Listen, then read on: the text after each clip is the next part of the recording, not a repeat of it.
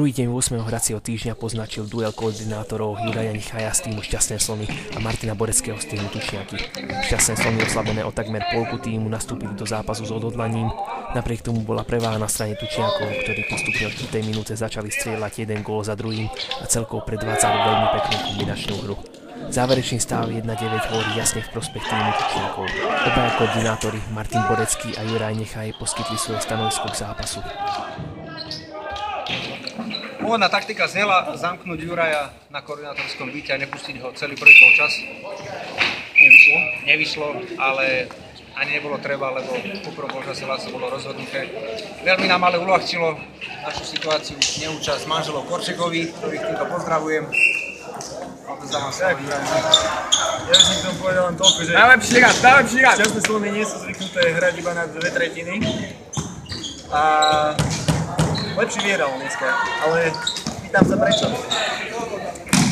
Spočítajte si hráčov, ktorí dneska nastúpili v dresoch Tučniakov a v dresoch Šťastných Slonov. 5.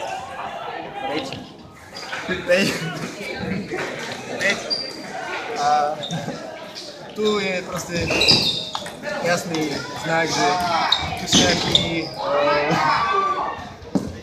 Šťastných Slonov jednoducho fyzicky pokorili. Nemám slov proste, no koment. Po tomto zápase nastúpili proti sebe Budoj Bulldogs a Rýchle šípy. Bulldogs si mali snahu nadviazať na posledné víťazstvo. Rýchle šípy si chceli konečne zaknihovať prvé víťazstvo. Stav bol už od 2. minúty priaznivý pre tým Bulldogov, ktorých ostrostrelci Jaro Gunár a Rastio Bencel zariadili všetky góly svojho týmu. Šípy bojovali tiež, hráči Peter Marko a Adam Hano aj za stavu 7-2 znížili a upravili konečný výsledok na 7-4 pre Bulldogov.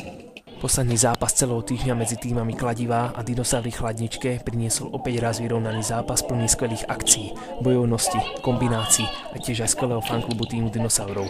Zápasy síce prestrieľali Kladivá súpera 21-19, menej je ale v tomto prípade viac. Hráčom Kladivy chýbala efektivita striel, čo naopak na strane Dinosaurov rozhodlo.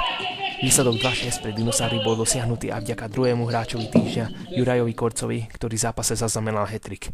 Na záver je tu zhrnutý rozpis výsledkov stredajších zápasov. Všetkým fanúšikom zároveň oznamujeme, že v ďalší týždeň sa prvé zápasy odohrajú 23. novembra, to jest už v pondelok a nie v útorok, v klasickom čase o 22. hodiny.